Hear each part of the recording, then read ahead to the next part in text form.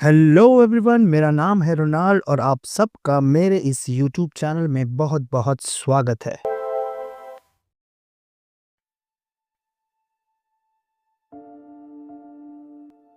अब तक आपने देखा आशीष अमेज़न के जंगल में खो गया। उसका सामना एक बड़े शेर से होता है। शेर से बचने के लिए वो एक पेड़ की छेद में छिप जाता है। पर पेड़ भी कोई साधारण पेड़ नहीं होता। वो एक श्रापित इंसानों की तरह चलने वाला पेड़ होता है। पेड़ से छलांग लगाकर वो एक तालाब में कूद जाता है। तालाब में उसके पीछे एक बड़ा सा मगरमच्छ पड़ जाता है। मगर से पीछा छुड़ाकर वो एक खाई में गिर जाता है। वहाँ बुलेट चींटी आशीष को डंक मारती है। बुलेट चींटियों से पीछा छुड़ाकर जब आशीष बाहर आता है तो उसे वहाँ के जंगली आदिवासी घेर लेते हैं। पर किसी चमत्कार की तरह आशीष सही सलामत अपने घर पहुँच जाता है। पर कैसे, आइए जानते हैं। घर पहुंचकर आशीष जंगल में उसके साथ हुई सारी घटनाएं बताता है। आशीष आगे बताता है, जब मुझे वहां की आदिवासियों के एक समूह ने एक डरावनी मौत की गुफा में फेंक दिया था, जहां से बाहर निकलना बहुत मुश्किल था। चारों तरफ केवल कंकाल ही कंकाल पड़े हुए थे। मैं अलग अलग रास्तों से बाहर निकलने की कोशिश करता रहा, लेकिन घूम फिर कर बार बार उसी जगह वापस आ जाता था। थक हार कर मैं एक जगह बैठ गया। तभी मुझे ज़मीन पर कुछ चमकती हुई चीज़ दिखाई दी। मैंने सोचा कि ज़रूर ज़मीन के नीचे से बाहर निकलने का कोई रास्ता होगा। मैंने उस जगह खुदाई करना शुरू किया। खुदाई करते करते मुझे ज़मीन के नीचे एक गुप्त दरवाज़ा मिला। मैंने पूरी ताकत लगाकर उस बड़े दरवाजे को खोला और अंदर चला गया। अंदर एक तहखाना था। जैसे ही मैं अंदर गया, मेरी आंखों ने जो देखा वह अविश्वसनीय था। वह जगह खजानों से भरी हुई थी, हीरे, मोती, सोना और चांदी। जैसे ही मैं उस खजाने की ओर बढ़ा, एक विशाल एनाकोंडा मेरे सामने आकर खड़ा हो गया, जो उस खजाने की रक्षा कर रहा था। वह एनाकोंडा मुझसे कहता है, अगर तुम्हें ये खजाना चाहिए तो तुम्हें मेरे 3 सवालों के सही जवाब देने होंगे। पहले तो बोलते हुए एनाकोंडा को देखकर मैं पूरी तरह से हैरान रह गया। मैंने उससे कहा, मुझे इस खजाने में कोई दिलचस्पी नहीं है, मुझे बस घर लौटना है। तब एनाकोंडा कहता है, तुम्हारे पास अब बस यही एक विकल्प है, मेरे सवालों के जवाब दो और खजाने सहित यहाँ से बाहर निकलो, या फिर मेरा भोजन बनने के लिए तैयार हो जाओ।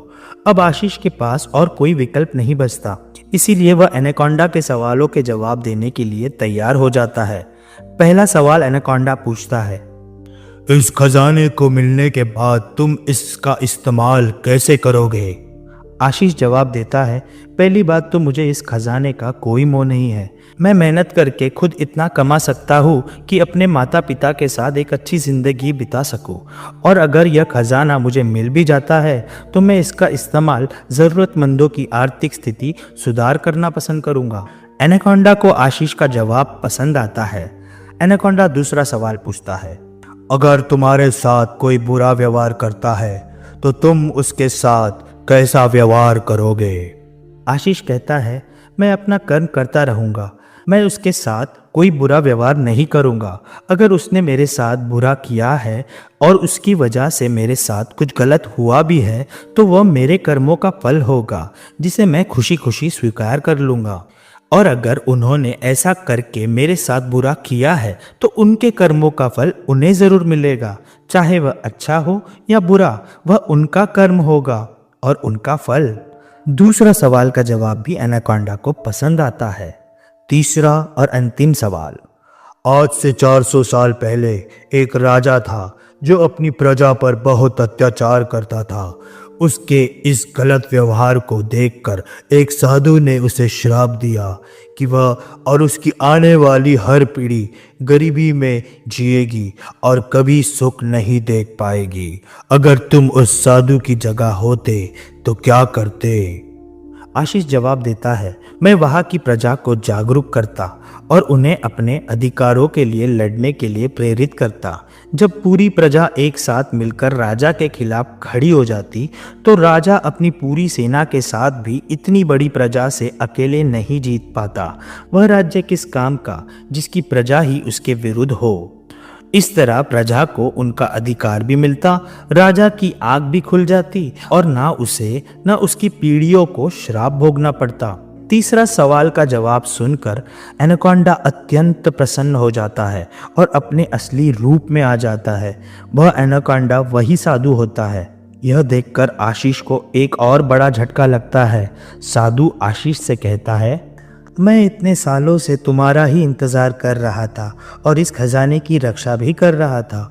मेरी मृत्यु के बाद मैं इसी रूप में रहकर इस खजाने के असली मालिक के आने की प्रतीक्षा कर रहा था और देखो तुम आ गए। अब मैं भी यहाँ से मुक्त हो जाऊँगा।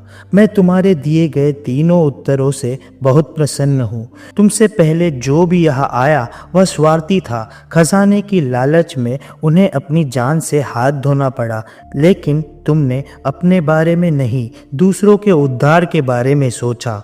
इस बात से मुझे बहुत संतोष हुआ।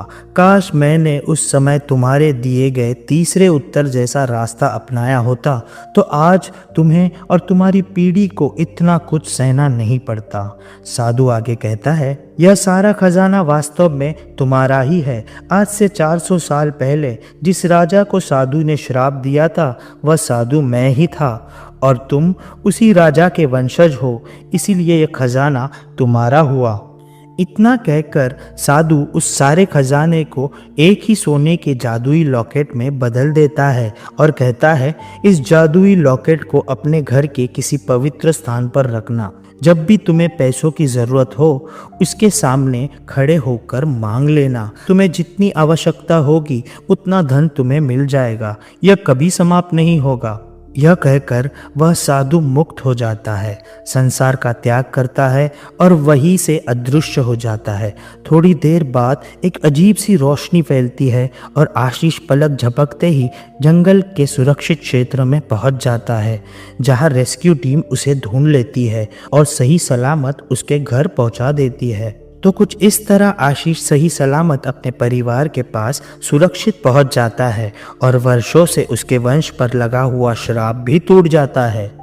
याद रखिए, जो इंसान दूसरों के लिए सोचता है प्रकृति अंत में उसी के लिए रास्ते खोल देती है। उम्मीद करते हैं आपको आज की वीडियो पसंद आई हो। अगर पसंद आई हो तो वीडियो को लाइक करके चैनल को सब्सक्राइब करके बेल आइकन दबाना ना भूलिएगा, ताकि ऐसी ही इंटरेस्टिंग कहानियां आपको मिलती रहे। मिलते हैं अगले किसी इंटरेस्टिंग कहानी के साथ, तब तक के लिए बाय बाय।